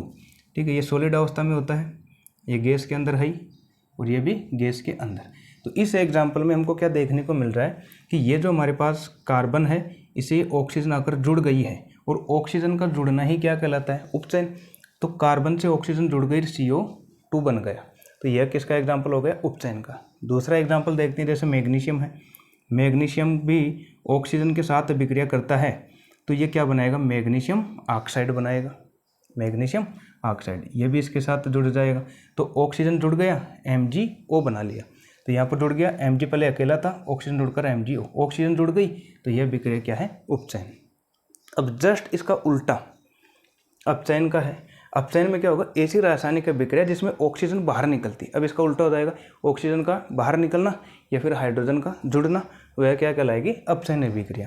तो जैसे जिंक ऑक्साइड है, जिंक ऑक्साइड, इसकी विक्रिया जब कार्बन से करवाते हैं। अब देखो पहले में तो ये ऑक्सीजन जुड़ रही थी, इस बार अपचयन में ऑक्सीजन क्या होगी, बाहर निकलेगी। जैसे जिंक ऑक्साइड के साथ ये ऑक्सीजन जुड़ी हुई है, तो ये यहाँ से बाहर निकल जाएगी और इस कार्बन के साथ जुड़कर ये बाहर निकल जाएगी कार्बन मोनोऑक्साइड गैस बनाकर, और खुद किस में रह जाएगा, जिंक में। तो पहले जिंक ऑक्साइड था, अब क्या रह गया, ये जिंक रह गया। तो इस तरीके की जो विक्रिया है वह क्या कहलाएगी, अपचयन अभिक्रिया। जिंक ऑक्साइड से ऑक्सीजन निकल गई और क्या रह गया, जिंक। अब है कुछ ऐसे विक्रियाएं होती है जिनमें ये उपचयन और अपचयन दोनों की विक्रिया साथ साथ हो जाती है। कुछ एग्जाम्पल में इन दोनों की विक्रिया साथ साथ हो जाती है, इनकी ऐसी विक्रिया जिसमें उपचयन और अपचयन की विक्रिया एक साथ गठित होती है, एक साथ हमको देखने को मिल जाती है। ऐसी विक्रियाओं को हम रेडॉक्स विक्रिया कहते हैं, और रेडॉक्स विक्रिया को हम अपव्यय विक्रिया भी कहते हैं। ऐसी रासायनिक विक्रिया जिसमें उपचयन और अपचयन दोनों विक्रिया एक साथ गठित होती है, जैसे जिंक प्लस कॉपर सल्फेट, ये हमने विस्थापन विक्रिया में भी देख लिया था। जिंक प्लस कॉपर सल्फेट, यहाँ पर देखो जिंक और कॉपर सल्फेट में यहाँ पर क्या है, ऑक्सीजन है। यानी कि हम ऐसा मान सकते हैं कॉपर के साथ कौन जुड़ा हुआ है, ऑक्सीजन। पहले जिंक की बात करते हैं, यहाँ पर जिंक के पास कोई ऑक्सीजन नहीं है, लेकिन आगे देखो ये जिंक, और जिंक में ये ऑक्सीजन आ गई यहाँ पर। तो पहले जिंक के पास एक भी ऑक्सीजन नहीं थी, और अब यहाँ पर इसके पास क्या आ गई, ऑक्सीजन आकर जुड़ गई। तो ये जिंक का जिंक सल्फेट में बदल गया। जिंक किस में बदल गया, जिंक सल्फेट में। पहले इसके पास कोई ऑक्सीजन नहीं थी और यहाँ पर ऑक्सीजन आकर जुड़ गई। तो ऑक्सीजन का जुड़ना, यहाँ पर ऑक्सीजन का जुड़ना क्या कहलाता है, उपचयन। तो ये वाला तो क्या हो गया, ऊपर वाला उपचयन। तो उपचयन किसका हुआ है, जिंक का। यानी कि जिंक जो है वो जिंक सल्फेट में बदल गया। जिंक में पहले यहाँ पर कोई ऑक्सीजन नहीं था, जिंक सल्फेट में ऑक्सीजन आ गया, यानी कि यहाँ पर ऑक्सीजन जुड़ गया जिंक के साथ, और जिंक में जब ऑक्सीजन जुड़ गया तो विक्रिया हो गई उपचयन। अब दूसरा एक और आ जाता है, कॉपर पर देखते हैं। पहले कॉपर के साथ यहाँ पर ऑक्सीजन जुड़ा हुआ था, अब कॉपर यहाँ पर क्या हो गया, अकेला। यानी कि पहले इसके पास था और अब यहाँ पर नहीं है। पहले इसके पास था यहाँ पर ऑक्सीजन, अब यहाँ पर नहीं है। यानी कि यहाँ पर था ऑक्सीजन, यहाँ से हट गया है और यहाँ पर नहीं है। ऑक्सीजन बाहर निकल गई तभी तो कॉपर रहा, और जब ऑक्सीजन बाहर निकलती है तब वो क्या कहलाती है, अपचयन। यानी कि कॉपर सल्फेट, यहाँ पर ऑक्सीजन था, लेकिन इस बार यहाँ पर कॉपर के पास कोई ऑक्सीजन नहीं है। यहाँ पर थी और यहाँ पर नहीं है, तो ये कौन सा है, अपचयन। ऑक्सीजन निकल गई। तो इस एक के विक्रिया के अंदर हमको ये दोनों एग्जाम्पल देखने को मिल रहे हैं कि जिंक जब जिंक सल्फेट में बदल रहा है, यानी कि जिंक यहाँ पर अकेला है और ऑक्सीजन आकर जुड़ रही है, तब अब उपचयन हो रहा है। और कॉपर सल्फेट, पहले इसके पास ऑक्सीजन था, अब नहीं है, ऑक्सीजन बाहर निकल गई, निकलने की वजह से क्या हो गया, अपचयन। ऑक्सीजन का बाहर निकलना अपचयन और ऑक्सीजन का जुड़ना उपचयन। दूसरा वाला एग्जाम्पल है, इसमें भी देखो, ये यहाँ पर कॉपर के पास क्या है, ऑक्सीजन। कॉपर के पास क्या है, ऑक्सीजन। कॉपर के पास क्या है, ऑक्सीजन। अब कॉपर आगे देखो, यहाँ पर कॉपर के पास क्या नहीं है, ऑक्सीजन नहीं है। कॉपर के पास क्या नहीं है, ऑक्सीजन नहीं है। तो कॉपर के पास पहले ऑक्सीजन है और अब यहाँ पर नहीं है। इसका मतलब है ऑक्सीजन बाहर निकल गई, ऑक्सीजन बाहर निकल गई। यहाँ पर कॉपर ऑक्साइड ऑक्सीजन था, अब यहाँ पर नहीं है। बाहर निकलना, ऑक्सीजन का बाहर निकलना, अपचयन। अब यहाँ से देखो हाइड्रोजन, केवल हाइड्रोजन है, इसके पास ऑक्सीजन नहीं है। अब यहाँ पर H2, इसके पास ऑक्सीजन आ गया। यहाँ पर केवल H2 था, यहाँ पर H2O और आ गया। तो हाइड्रोजन है वो किस में बदल गया, हमारा हाइड्रोजन बदल गया जल के अंदर, यानी कि ऑक्सीजन आकर जुड़ गई। हाइड्रोजन है, H2O हो गया, हाइड्रोजन है, H2O हो गया, H2 है, H2 हो गया। ऑक्सीजन का जुड़ना, उपचयन। उपचयन। अब बताओ ये क्लियर है क्या, रेडॉक्स वाला। फिर से बता देता हूँ, अगर हमको पहचाना है इसमें कि उपचयन किसका हुआ, जिंक का। जिंक का किस में हुआ, जिंक सल्फेट में, क्योंकि ऑक्सीजन जुड़ गई। कॉपर सल्फेट, पहले ऑक्सीजन था, अब यहाँ पर नहीं है, तो कॉपर सल्फेट का अपचयन हुआ, किस में हुआ, कॉपर में। देखो पढ़ते कैसे इसको, ऐसे जिंक का जिंक सल्फेट में उपचयन हुआ है। किसका हुआ है? हुआ किसका है? जिंक का। किसमें? जिंक सल्फेट में। अब ऐसे ही कॉपर सल्फेट का अपचयन हुआ है कॉपर में। कॉपर सल्फेट का अपचयन हुआ है कॉपर में। ठीक है, क्लियर है? रेडॉक्स अभिक्रिया क्लियर है? कमेंट करके बताओ। इसका स्क्रीनशॉट लीजिए, फिर चलते हैं नेक्स्ट टॉपिक पर।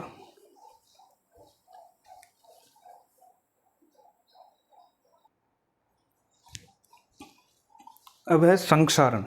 संक्षारण का मतलब हो गया कि जो भी हमारे पास धातु की सतह है उसका खराब होना, धातुओं का खराब होना। जैसे लोहा है, लोहा धीरे धीरे खराब हो जाता है और उस पर जंग लग जाता है।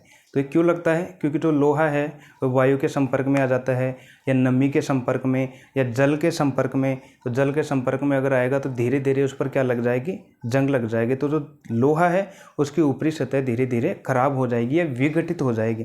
तो कोई भी जो धातु है उसकी जो सतह है उसका खराब होना ही क्या कहलाता है? संक्षारण कहलाता है। तो संक्षारण किसे कहते हैं? जब कोई धातु ऑक्सीजन के संपर्क में या आर्द्रता, जिसको नमी भी बोलते हैं, अम्ल आदि के संपर्क में आती है तो धातु की ऊपरी परत विघटित या खराब होने लग जाती है। इसको हम कहते हैं संक्षारण।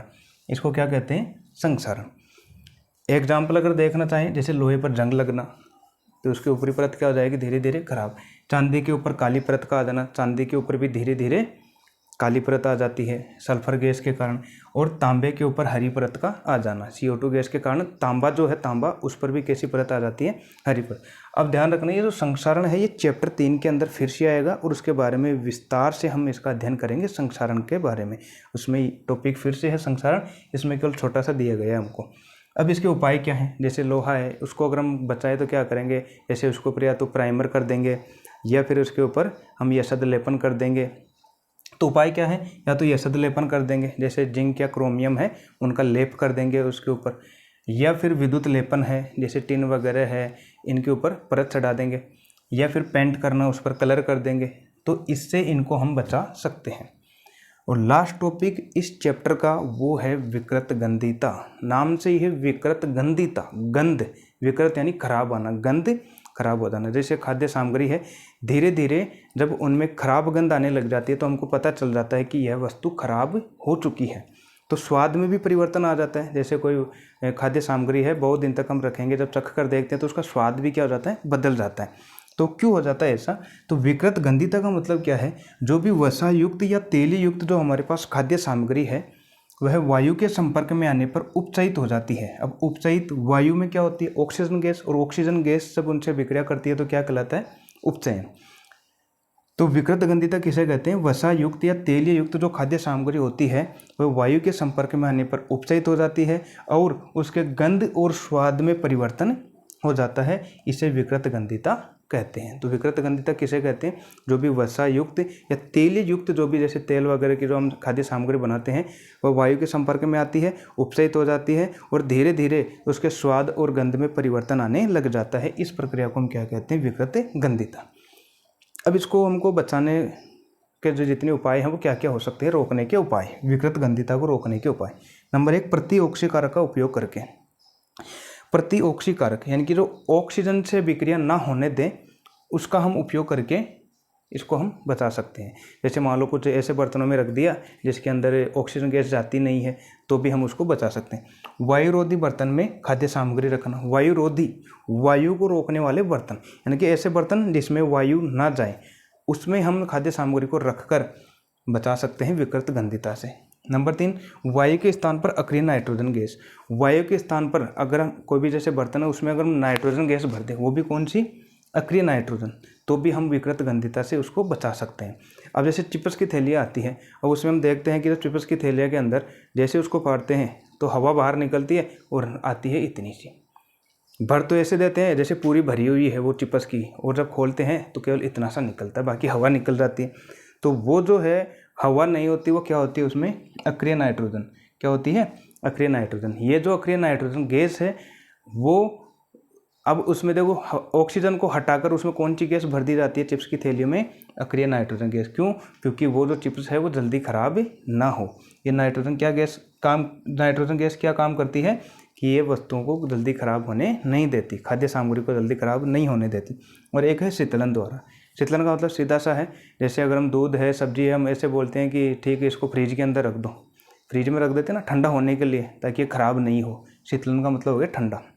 फ्रिज में रख देंगे तो भी हम उसको कुछ समय के लिए उसको बचा सकते हैं। तो ये है विकृत गंधिता को रोकने के उपाय, और ये जो है फर्स्ट चैप्टर हमारा कंप्लीट। ठीक है, अब कमेंट करके बताओ ये फर्स्ट चैप्टर कंप्लीट है कि नहीं है। इसमें कुछ जो ऐसा जो समझ में नहीं आया, एक टॉपिक रह गया, वो है रासायनिक अभिक्रियाओं को संतुलित करना, जो कि हम पूरा ही एक अलग वीडियो बनाएंगे इस पर, और उसको हम संतुलित करेंगे रासायनिक अभिक्रियाओं को। ये आपका चैप्टर कंप्लीट हो चुका है। कमेंट करके ज़रूर बताना कैसा लगा। अगर आप वीडियो पर नए हैं तो वीडियो को लाइक ज़रूर कीजिए, और चैनल को भी सब्सक्राइब ज़रूर कीजिए, और जितने भी आपके साथीगण हैं जो स्टडी कर रहे हैं आपके साथ, उनको भी इस चैनल के बारे में ज़रूर बताएं। मिलते हैं नेक्स्ट अध्याय के साथ, हम सेकंड चैप्टर अम्लोक क्षारक के साथ। ठीक है, धन्यवाद।